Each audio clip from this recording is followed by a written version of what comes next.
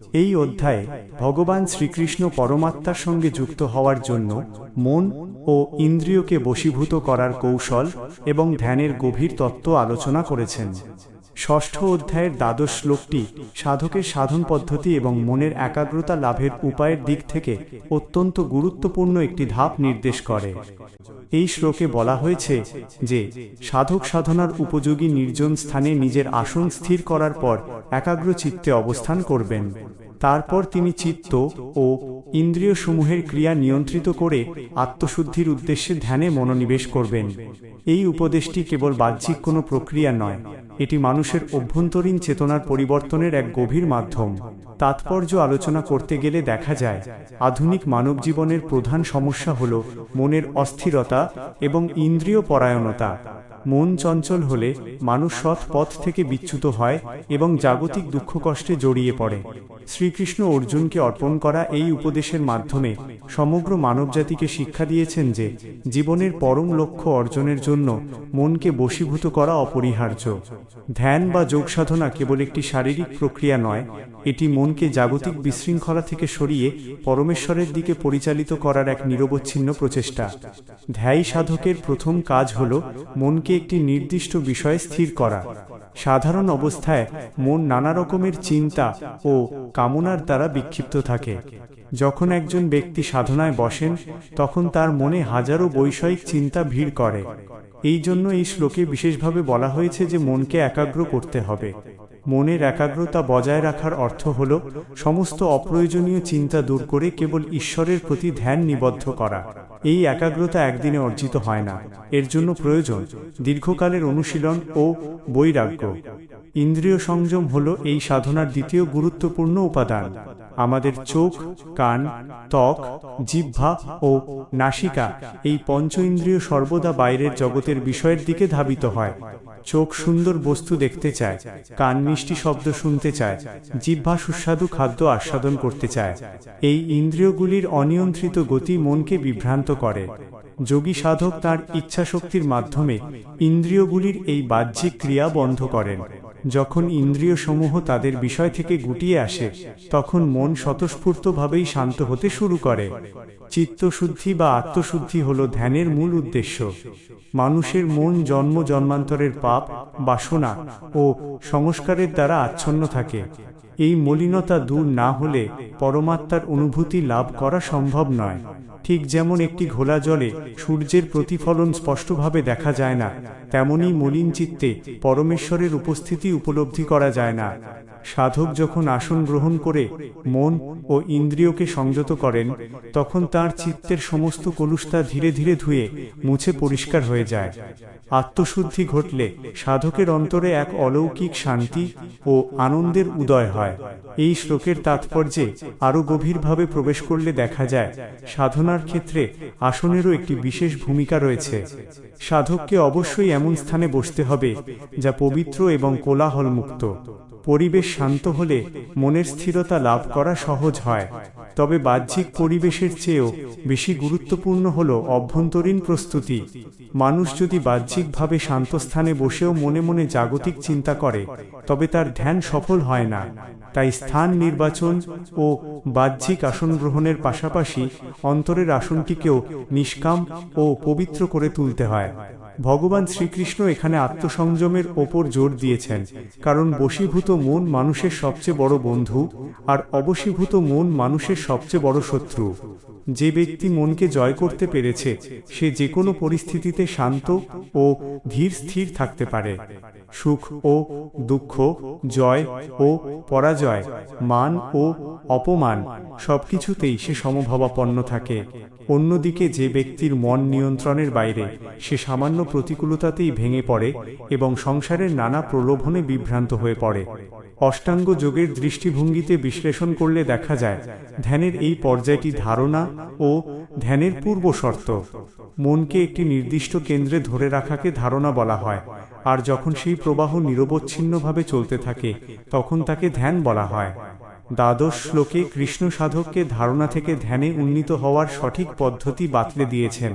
ইন্দ্রিয় ও চিত্তের ক্রিয়া বন্ধ করার অর্থ এই নয় যে সাধক জড় পদার্থের মতো হয়ে যাবেন, বরং এর অর্থ হল সাধকের সমগ্র শক্তি যা আগে অপচয় হতো তা এখন ভেতরের দিকে প্রবাহিত হয়ে পরমাত্মার সাথে যুক্ত হবে। সংসারের প্রতিটি মানুষের জীবনে এই শ্লোকের শিক্ষণীয় দিক অত্যন্ত তাৎপর্যপূর্ণ।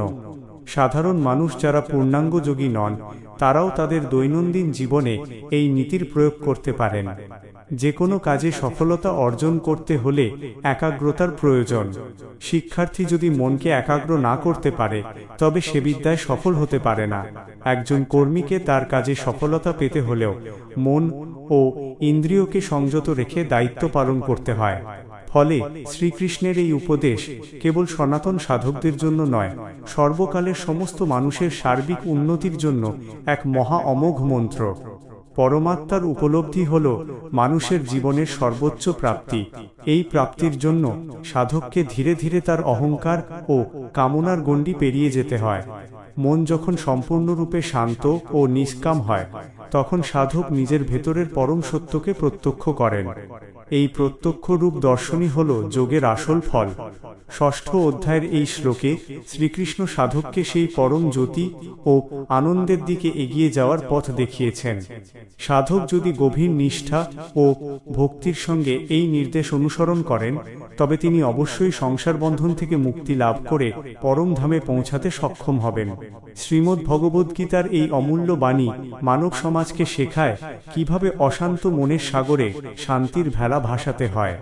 মানুষের অন্তরে ঈশ্বর সর্বদা বিরাজ করছেন, কিন্তু আমাদের কলুষিত মন ও অনিয়ন্ত্রিত ইন্দ্রিয় সেই সত্যকে দেখতে বাধা দেয়। ধ্যান ও আত্মসংযমের মাধ্যমে যখন আমরা মনের পর্দা সরিয়ে ফেলি, তখন ঈশ্বরীয় আলোর প্রকাশ ঘটে। এই শ্লোকের তাৎপর্য সংক্ষেপে এটাই নির্দেশ করে যে মনের নিয়ন্ত্রণই হল পরম আনন্দের চাবিকাঠি এবং সাধনার মূল ভিত্তি। এই অধ্যায়ে ভগবান শ্রীকৃষ্ণ পরমাত্মার সঙ্গে আত্মার সংযোগ স্থাপনের মাধ্যম হিসেবে মনোযোগ ও ধ্যানের গভীর প্রক্রিয়া আলোচনা করেছেন।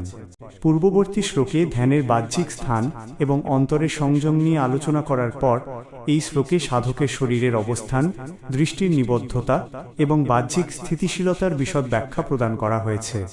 সংস্কৃত এই মূল শ্লোকের সহজ ভাবার্থ বুঝতে গেলে দেখা যায় এখানে যোগী সাধকের জন্য কিছু নির্দিষ্ট শারীরিক নিয়ম আরোপ করা হয়েছে। শ্লোকে বলা হয়েছে যে সাধক সাধনার সময় নিজের কায়া অর্থাৎ শরীর, মস্তক এবং গ্রীবা বা ঘাড়কে সোজা ও অচঞ্চলভাবে ধরে রাখবেন। তিনি নিজের দিক বিদিক না তাকিয়ে স্থির হয়ে বসে থাকবেন এবং নিজের নাসিকার অগ্রভাগে দৃষ্টি নিবদ্ধ করবেন। এই বাহ্যিক কাঠামোর মূল উদ্দেশ্য হল সাধকের অন্তরে চঞ্চলতাকে শান্ত করা এবং পরমেশ্বরের ধ্যানে মনকে পুরোপুরি নিমগ্ন করা। তাৎপর্য পর্যালোচনা করলে বোঝা যায় শরীর ও মনের সম্পর্ক অত্যন্ত গভীর ও অবিনাশী। শরীরের ভঙ্গি যদি শিথিল বা অস্থির হয়, তবে মনও চঞ্চল হয়ে পড়ে। শ্রীকৃষ্ণ অর্জুনকে অর্পণ করা এই শারীরিক নির্দেশিকার মাধ্যমে অত্যন্ত বিজ্ঞানসম্মত উপায়ে বুঝিয়ে দিয়েছেন যে ধ্যানের সময় মেরুদণ্ড, ঘাড় ও মাথা সোজা রাখা কেন এত প্রয়োজনীয়। মেরুদণ্ড সোজা থাকলে শরীরের ভেতরে প্রাণবায়ুর প্রবাহ মসৃণভাবে পরিচালিত হয়। যখন কোনো ব্যক্তি হেলান দিয়ে বা বাঁকা হয়ে বসে, তখন শরীরে অলসতা ও নিদ্রার প্রভাব দেখা দেয়, যা সাধনার মূলে আঘাত হানে। তাই কায়া ও মস্তক এক সরল রেখায় স্থির রাখা ধ্যানের প্রাথমিক শর্ত। নাসিকাগ্র দৃষ্টি হল এই শ্লোকের আরেকটি অত্যন্ত গভীর ও তাৎপর্যপূর্ণ দিক। সাধারণ অবস্থায় মানুষের চোখ চঞ্চল থাকে এবং চারপাশের জগতের নানা দৃশ্য গ্রহণ করে মনকে বিভ্রান্ত করে। চোখ বন্ধ করলে অনেক সময় ঘুম এসে যেতে পারে, কিংবা ভেতরের নানাবিধ চিন্তার রূপ ভেসে উঠতে পারে। আবার চোখ পুরোপুরি খোলা রাখলে বাইরের বস্তুসমূহ মনকে আকর্ষণ করে। এই দ্বিধা দূর করার জন্যই নাসিকার অগ্রভাগে দৃষ্টি রাখার নির্দেশ দেওয়া হয়েছে। নাসিকার ডগায় অর্ধনির্মিলিত চোখে দৃষ্টি রাখলে চোখের মনি স্থির থাকে, বাইরের বস্তু দৃশ্যগোচর হয় না এবং নিদ্রার ঝুঁকিও কমে যায়। এই প্রক্রিয়াটিকে যোগশাস্ত্রে খেচরি বা নাসাগ্র দৃষ্টি বলা হয়, যা মনকে বহির্মুখী থেকে অন্তর্মুখী করার ক্ষেত্রে মহৌষধ হিসেবে কাজ করে। দিক বিদিক না দেখার নির্দেশটিও এই প্রসঙ্গে অত্যন্ত অর্থবহ। মানুষের মন চক্ষুর মাধ্যমেই জাগতিক প্রপঞ্চে সবচেয়ে বেশি জড়িয়ে পড়ে। যখন সাধক ডানে বা বামে দৃষ্টি নিক্ষেপ না করে সম্পূর্ণভাবে স্থির হন, তখন তার চেতনা চারপাশের জগৎ থেকে বিচ্ছিন্ন হয়ে ভেতরের দিকে প্রবাহিত হতে শুরু করে। বাহ্যিক কোলাহল এবং দৃশ্যাবলী থেকে নিজেকে গুটিয়ে নেওয়াই হল প্রকৃত প্রত্যাহার।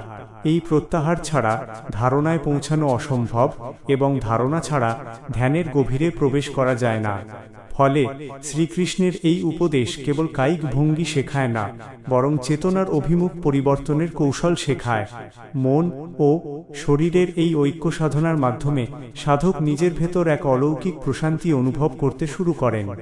সাধারণ মানুষের ক্ষেত্রে বাসনা ও কামনার কারণে মন সর্বদা বাইরের বিষয়ে ব্যাকুল থাকে, কিন্তু যখন সাধক শরীরকে স্থির করেন এবং দৃষ্টিকে একক কেন্দ্রবিন্দুতে আবদ্ধ করেন, তখন তার সংকল্প দৃঢ় হয়। চঞ্চল মন আস্তে আস্তে শান্ত হয়ে আসে।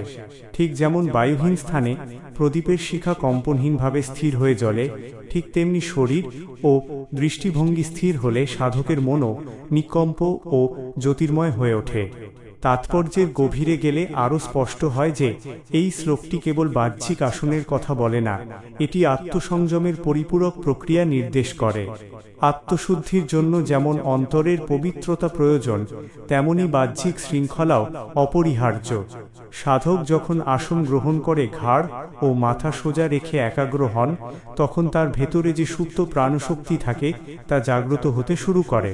প্রাণবায়ু যখন সুষুম্না নাড়ির মধ্য দিয়ে ঊর্ধ্বে প্রবাহিত হয়, তখন সাধকের চেতনার স্তর পরিবর্তিত হতে থাকে। সাধারণ জাগতিক চেতনায় যে সুখ দুঃখ অনুভূত হয়, তা অতিক্রম করে সাধক এক পরম আত্মিক আনন্দের সন্ধান পান।